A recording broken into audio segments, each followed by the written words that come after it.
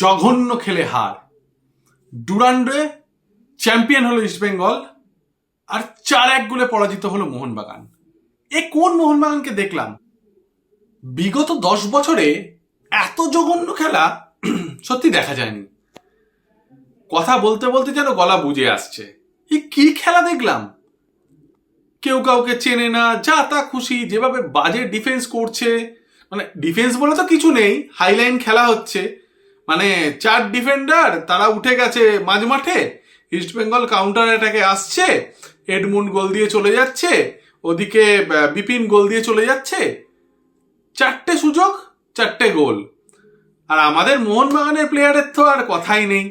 McLaren, মানে আশরাফুলের video দেখেছেন তো?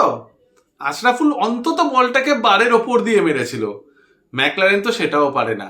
মানে এক নম্বরের আশরাফুলের থেকেও যদি কিছু খারাপ থাকে সে হচ্ছে আমাদের ম্যাকলারেন।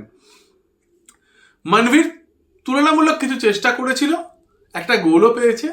বাদ বাকিদের খেলা তথই বচ। মানে সত্যি মিগুয়েল করে লাফালাফি হলো।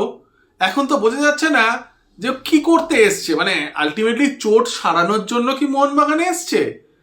আর সমীর বলে প্লেয়ারটি মানে বিদেশি কোনো মানের বিদেশি আমার লাগলো না। না আছে বল হোল্ডিং, না আছে বল ব্লকিং, আর না একটু অ্যাটাকিং এগিয়ে কিছু করতে পারে।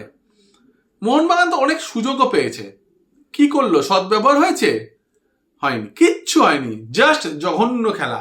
আর গেম রিডিং, ওরে বাবা, মোহনবাগান কোচ নাম কি ডিম পেরিস না ডিম পারিস? সত্যি ডিম পেরেছে, অশ্ব ডিম্ব একটা। যেখানে তুমি সাহালের মতো প্লেয়ার, তাকে সব থেকে বেশি অ্যাসিস্ট আছে, সেই সাহালকে তুমি বসিয়ে রেখে দিলে 60 মিনিটে গিয়ে মাঠে নামাচ্ছ। ছাংতেকে বসিয়ে রেখে দিলে 70 মিনিটে মাঠে নামাচ্ছ। তাহলে তুমি ওদেরকে প্লেয়ারগুলোকে নিয়েছো কেন?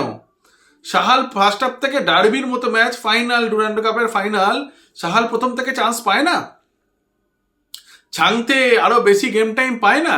তাহলে প্লেয়ারগুলোকে কেনা হয়েছে কেন? আর মোহনবাগানের বিদেশিদের অবস্থা এবারে আরো বেশি খারাপ। সত্যি এই টিম নিয়ে মানে এটা ভুগতে হবে, এটা ধরে রাখুন। আজকে যে 5 গোল খায়নি টিম, এটা ভাগ্যের ব্যাপার। সত্যি ভাগ্য।